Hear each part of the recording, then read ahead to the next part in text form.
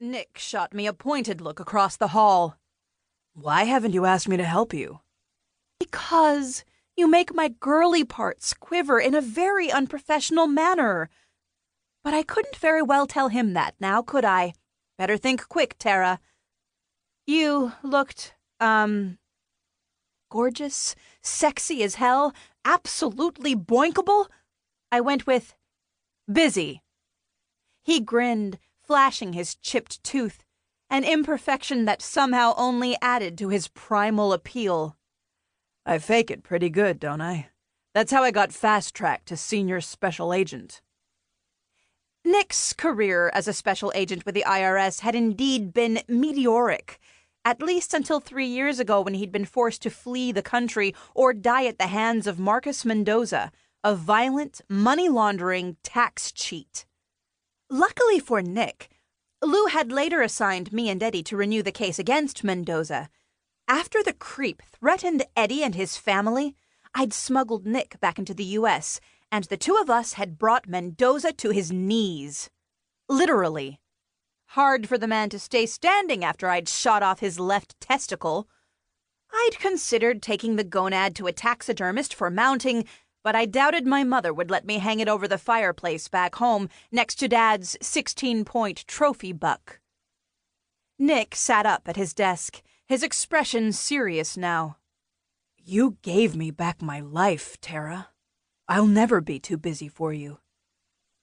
Nick was directly offering to help me out. No girl in her right mind could say no to that, even if she had been avoiding him. There's only so much willpower to go around. I hung up the phone. "Saddle up, cowboy," I called across the hall as I stood and grabbed my purse. "We've got a chicken farmer to check in on."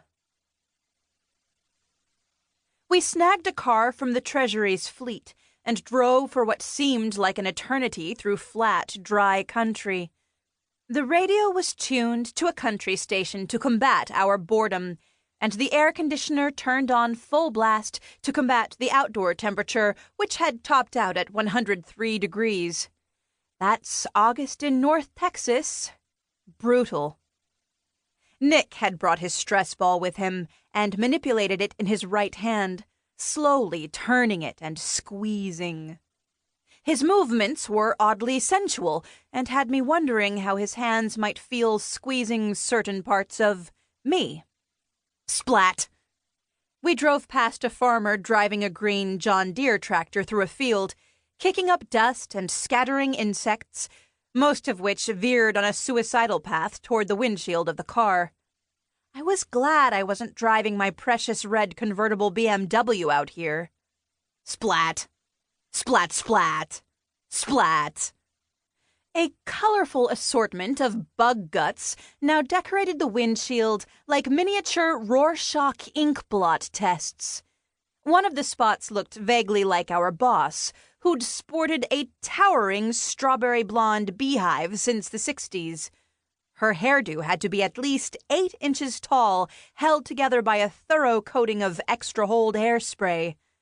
I pointed at the pinkish goo. "What's that look like to you?" Nick squinted at the glass. The Lobo? My thought exactly. Nick glanced my way, and my crotch clenched reflexively. He always looked hot, but he was especially attractive at the moment. He topped his stylishly shaggy brown hair with the white felt Stetson I'd bought him shortly after sneaking him out of Mexico. Yep, I had a soft spot for cowboys. Make that 2 soft spots.